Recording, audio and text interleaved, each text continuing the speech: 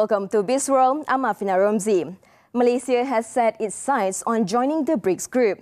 Prime Minister Datuk Seri Anwar Ibrahim said Malaysia will initiate the formal process soon.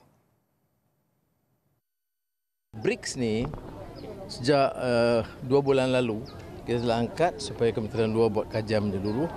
Keputusan kita pada dasar ialah untuk menyertai Brics, ya. Dan kita akan melalui proses untuk memungkinkan kita menyertai Brics.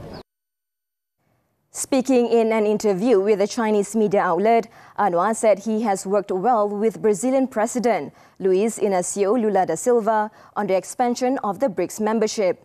Currently, he said Malaysia is awaiting for the final result and the feedback from the South African government. Brics was established in 2009 as a cooperative platform for emerging economies.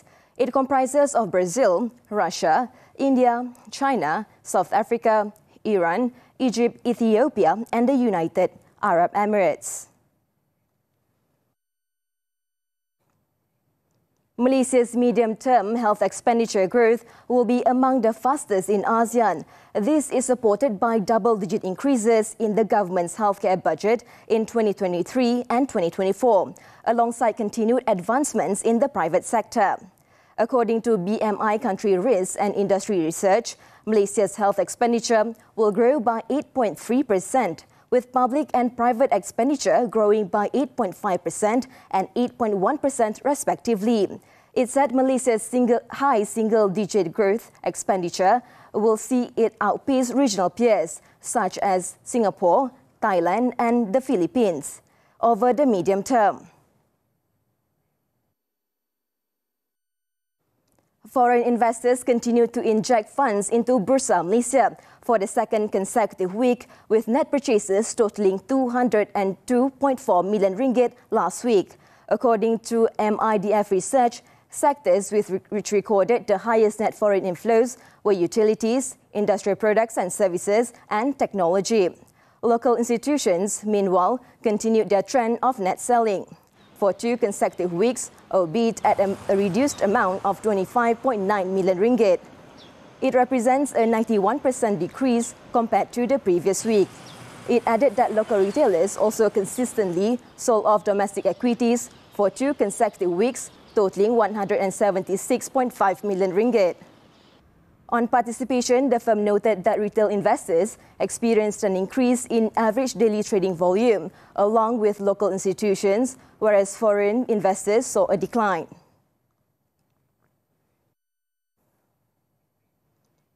Malaysia's retail sector rebounded 7.8% in the first quarter of this year, primarily attributed to the Chinese New Year celebrations and a month-long school holiday. According to Retail Group Malaysia, this growth was led by significant turnarounds in several subsectors, particularly in fashion and department store. Meanwhile, the onset of Ramadan on March 12 contributed to the first quarter's retail boost. It, however, said this growth may not sustain in the upcoming months, as retail sales during Aidilfitri were reported to fall below market expectations. Thus, retailers project a modest growth of just 1.7% for the second quarter of 2024. It also said that the attractive exchange rate of the ringgit and visa-free entry for Chinese tourists played a role in driving foreign tourist arrivals during the Chinese New Year period. Bursa Malaysia closed lower today due to late selling on selected blue chips such as utilities and banking stocks. At 5 p.m, the FBM KLCI decreased 1.19 points to 1,606.13. Losers led gainers by 766 to 480 counters, while 455 counters were unchanged. Rakuten Trade Research remains cautiously optimistic about the local stock market, supported by attractive valuations and rising trading volumes, while staying mindful of potential profit-taking activities. That's all the time that we have for Bizworld. I'm Afrina Romzi. Keep tuning in to TV3.